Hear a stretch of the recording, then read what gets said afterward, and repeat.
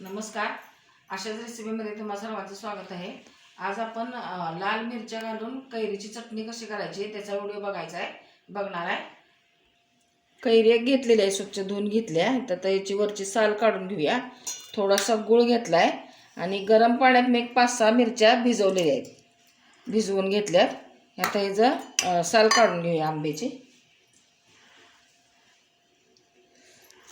आंबट गोड तिखट छान लागते.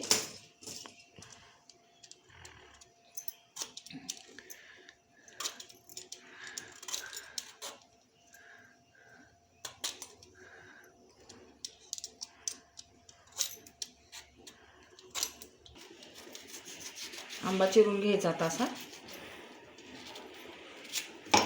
पोय काढून घ्यायचे.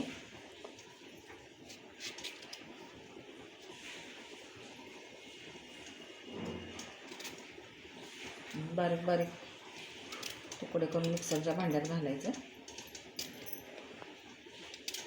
फार अशी पेस्ट नाही करायची, अशी ओबडधोबडच करायची चटणी.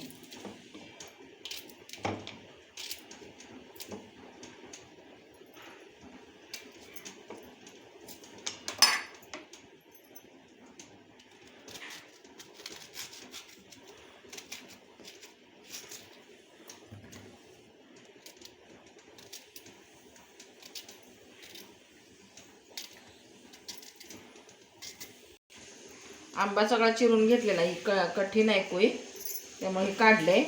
आंब्याची तर छोट्या भांड्यात बसणार नाही, मोठं घेतले भांडे मी. आता ह्या मिरच्या टाकू ह्याच्यात.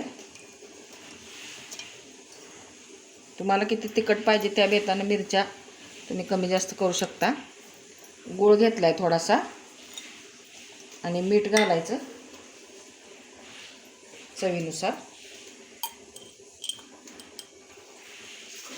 आणि ते फिरवून घ्यायचं.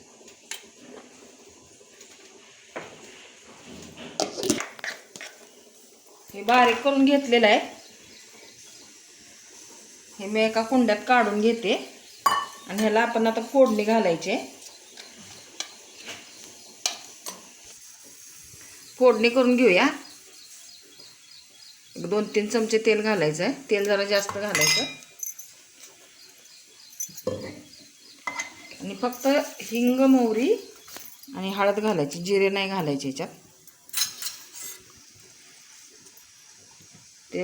तेल गरम झाले की मोहरी घालूया. छान लागते चटपटीत चटणी लाल मिरचीची.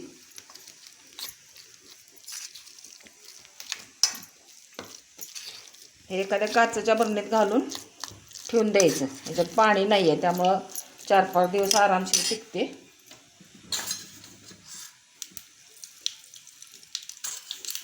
खमंग मोहरीची फोडणी घालायची.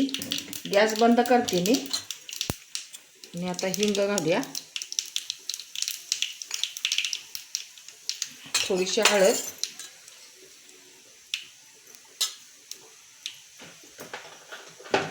गरम गरम फोडणी ह्याच्यावर ओतायची.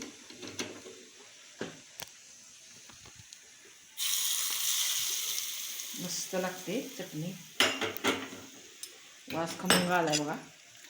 आणि अशी मिक्स करून घ्यायची. तोंडी लावणीसाठी चालते किंवा चपातीबरोबर भाकरीबरोबर सुद्धा छान लागते. अशा पद्धतीनं तुम्ही आंब्याची लाल मिरच्या घालून आंब्याची चटणी करून बघा. व्हिडिओ आवडला तर लाईक करा, शेअर करा, सबस्क्राईब करा, बेल आयकॉन दाबायला विसरू नका. परत भेटूया अशाच एखाद्या छानशा व्हिडिओबरोबर.